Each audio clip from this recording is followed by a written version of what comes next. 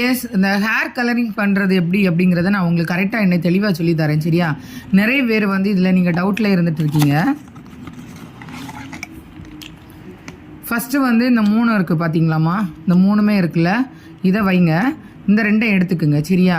ஒரு பவுலில், நீங்கள் பவுலில் வேணாலும் ஊற்றிக்கலாம்.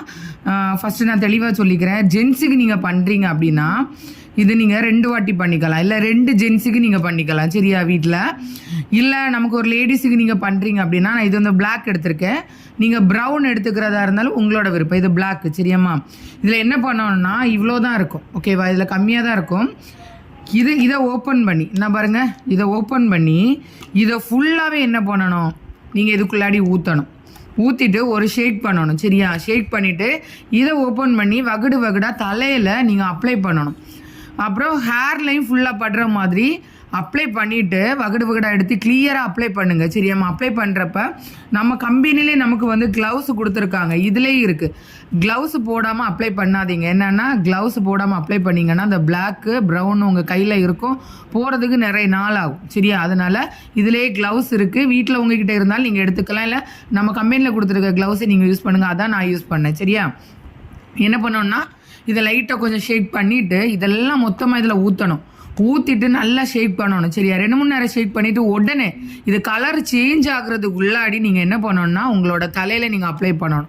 அப்படி இல்லை இதில் நீங்கள் பாதியை எடுக்கிறீங்க அப்படின்னா ஒரு பவுலில் இதில் இருக்கிறதுல இதில் எவ்வளோ இருக்கும் அந்த லிக்விடில் பாதி, இதில் பாதி எடுத்து மிக்ஸ் பண்ணிவிட்டு உடனே என்ன பண்ணணும், நீங்கள் உங்கள் தலையில் அப்ளை பண்ணணும். உங்களோட ஹேரில் உங்களை மண்டையில் இருக்கிறப்ப தான் அது கலர் சேஞ்ச் ஆகணும். நிறைய பேர் தப்பு பண்ணியிருக்கீங்க, சேஞ்ச் ஆகணும். சரியா? கரெக்டாக 30 நிமிஷம். ஓகேவா? 1/2 hour உங்களோட தலையில் உங்களோட ஹேரில் வந்து இருக்கணும், மண்டையில் இருக்கணும்.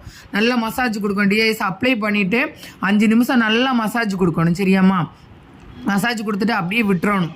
ஓகேவா? நெத்தியிலெல்லாம் படுற மாதிரி இருக்குன்னா நீங்கள் டெண்டர் ஹேர் வந்து நெத்தியிலெல்லாம் அப்ளை பண்ணிவிட்டு போட்டுட்டு அடுத்து அதில் இருக்குன்னா கொஞ்சம் டிஷ்யூ பேப்பர் வச்சு தொடச்சி எடுத்துருங்க. சரியா?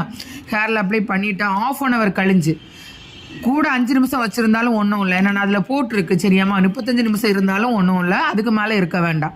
தலையை நல்லா வாஷ் பண்ணணும். சும்மா நார்மல் வாட்டரில் நீங்கள் கழுவி விடுங்க. சரியா?